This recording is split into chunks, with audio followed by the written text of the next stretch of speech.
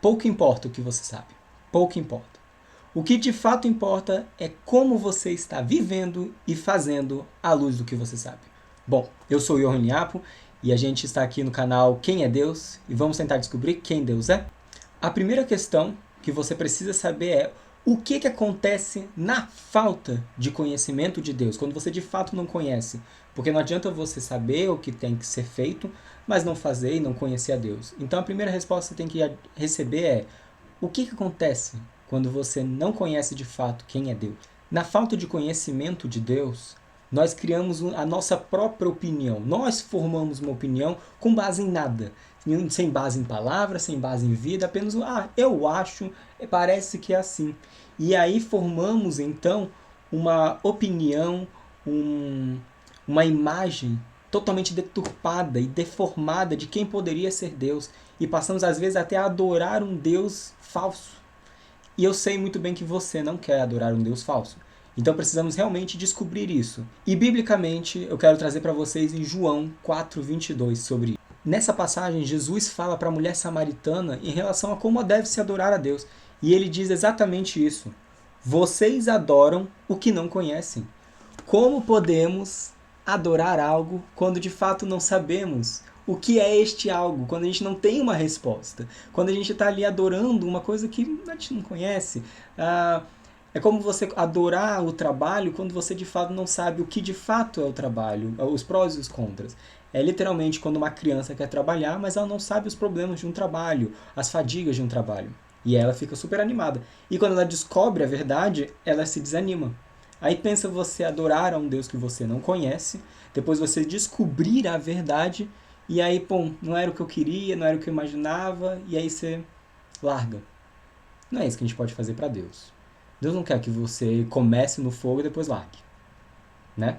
Perfeito, esse básico você já entendeu. Agora a próxima questão é, e o que ganhamos?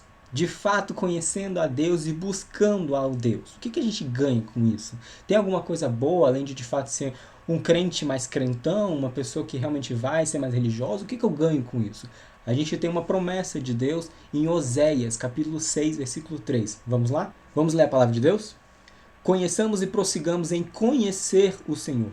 Como o amanhecer, a sua vinda é certa. Ele descerá sobre nós como a chuva fora de época que rega a terra. E se a gente for pegar o começo de Oséias capítulo 6, a gente ainda tem mais informações. Veja bem, venham e voltemos para o Senhor, porque Ele nos despedaçou, mas vai nos curar. Ele nos feriu, mas vai atar as feridas. Depois de 2 dias nos dará vida, ao terceiro dia nos ressuscitará e viveremos diante dele. E aí volta para o versículo 3. Conheçamos e prossigamos em conhecer ao Senhor. E quando a gente prossegue, busca conhecer cada vez mais a Deus e vai constantemente nessa busca, o que acontece? Deus vem sobre nós, Deus desce na gente. E não só isso, mas a gente acaba tendo como uma terra seca. Vamos colocar uma época fora de chuva e a gente está precisando, tá ali com aquela umidade baixa, boca seca, e ele vem na gente e começa a chuva, nesse momento árido. Então vai ser uma coisa maravilhosa. Pensa quando você mais precisa, ele aparece.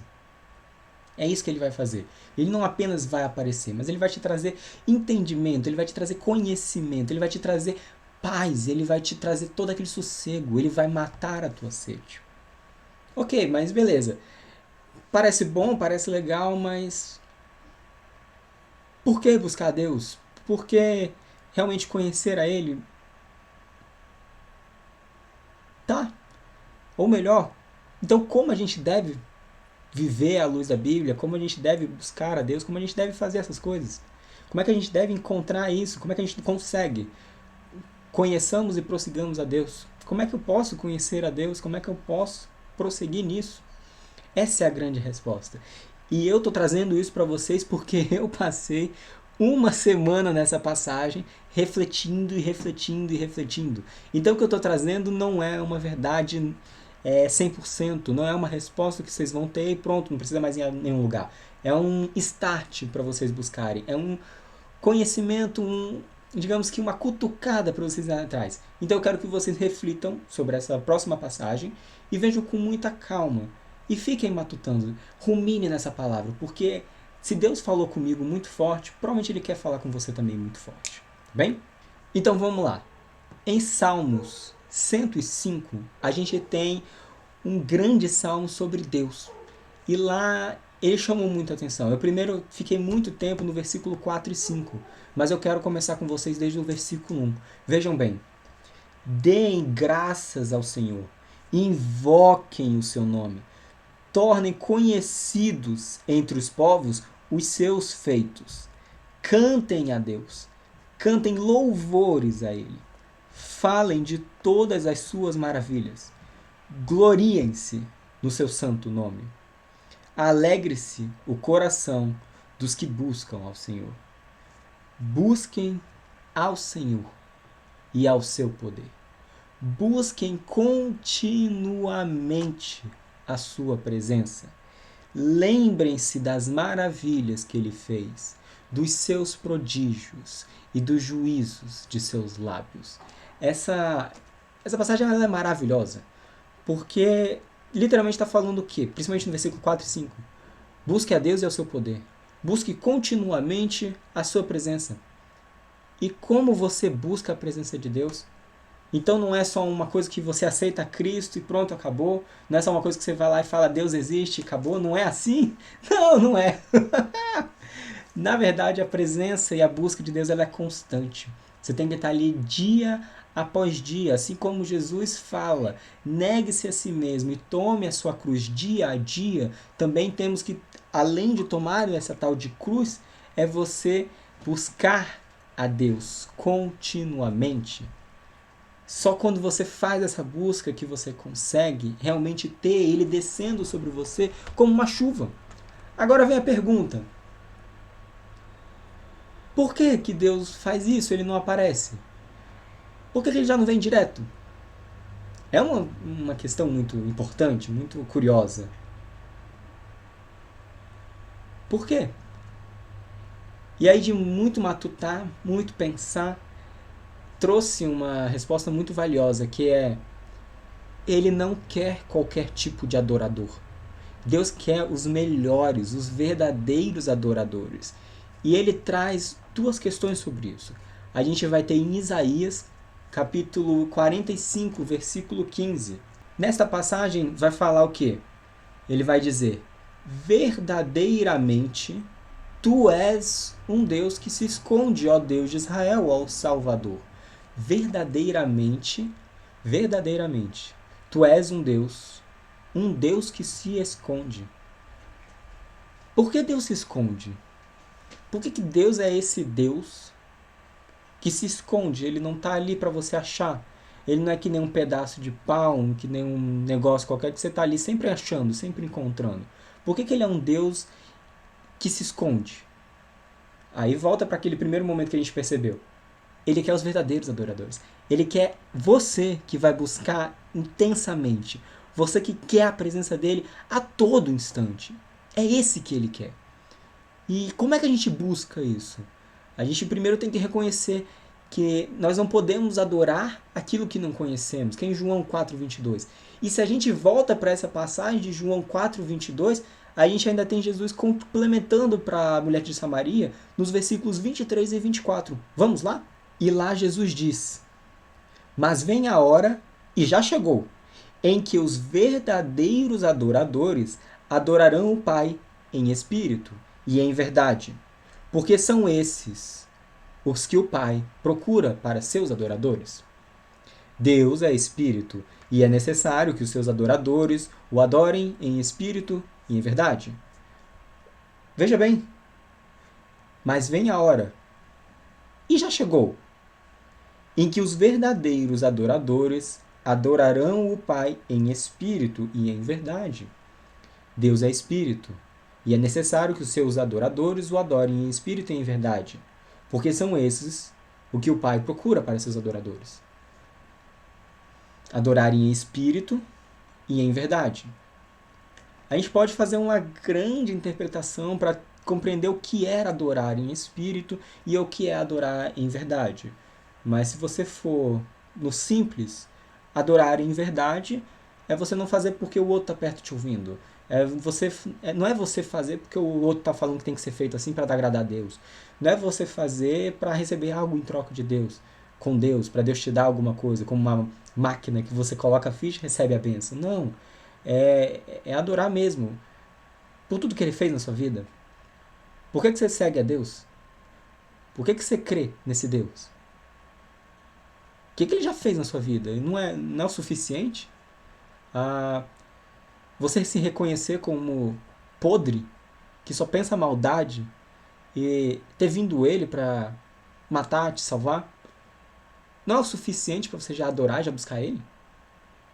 Quando você se lembra desse processo e você reconhece que a cada instante você está pecando, a cada instante você está fazendo alguma coisa ruim e maldosa dos princípios que ele não gosta, mas ele mesmo assim te perdoa e te quer junto com ele, não é o suficiente para você já estar adorando? Entende? Isso é adorar a Deus em verdade. É simples, mas é difícil. E adorar a Deus em espírito? Tem várias pessoas aí que entram em transe, faz ali as danças, faz todas essas questões, mas será que adorar a Deus em espírito é isso? Porque tem muitos que não fazem. Não estou julgando, mas como é que adora a Deus em espírito? Essa é uma resposta que eu não vou te dar. Porque você que tem que saber como está o seu espírito com Deus. Como é que está o Espírito Santo dentro de você, de fato, entrando em contato com Deus. Compreende? Mas é isso que você tem que fazer. Você tem que adorar a Deus em espírito e em verdade. E quando você faz isso, você consegue buscar a Deus.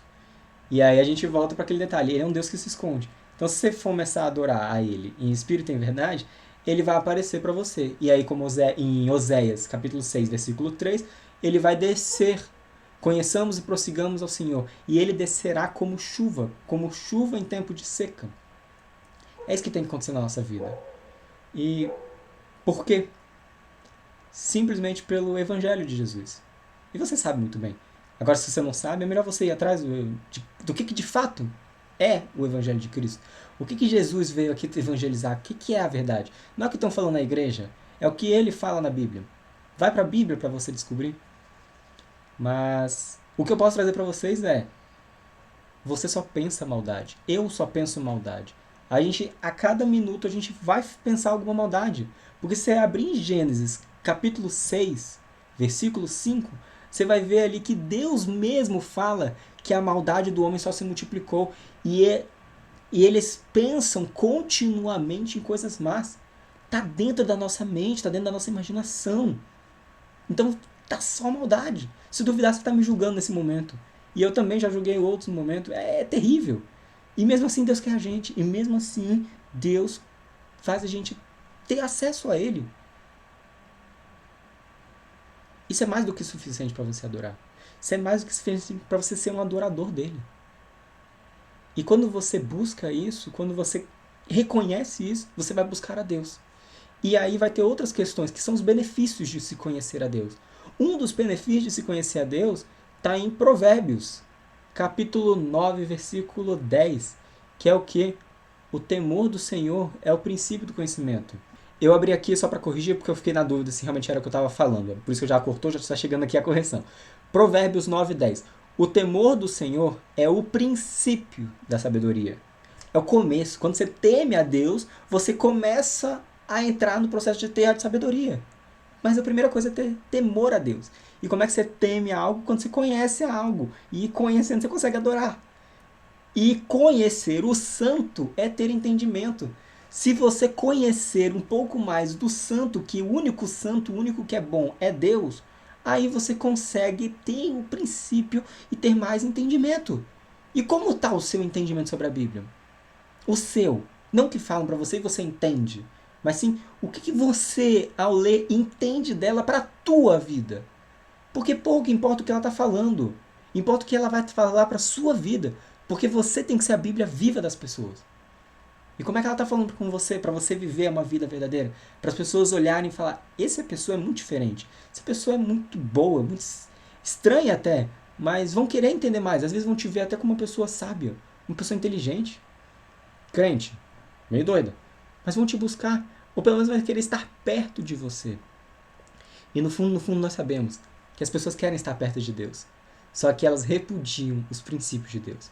Pensa você com uma Bíblia viva, trazendo essa vontade de elas se conectarem e aceitarem e buscarem seguir os princípios verdadeiros de Deus. Compreendeu? Então eu espero que você leve essa passagem, essa verdade para as pessoas. E se te abençoou, que você possa me abençoar também, então dá um like. E se acha que se lembrou de alguém que possa fazer sentido, manda para alguém. Se não lembrou, não tem problema. Se tiver alguma dúvida, se tiver algum detalhe, manda aqui. E se eu tiver errado, por favor, comenta aqui embaixo, porque eu quero muito saber mais e mais. Tanto é que é por isso que aqui é Quem é Deus. Quem Deus é. Vamos nessa? Um grande abraço para vocês e a gente se vê na próxima. Tchau, tchau!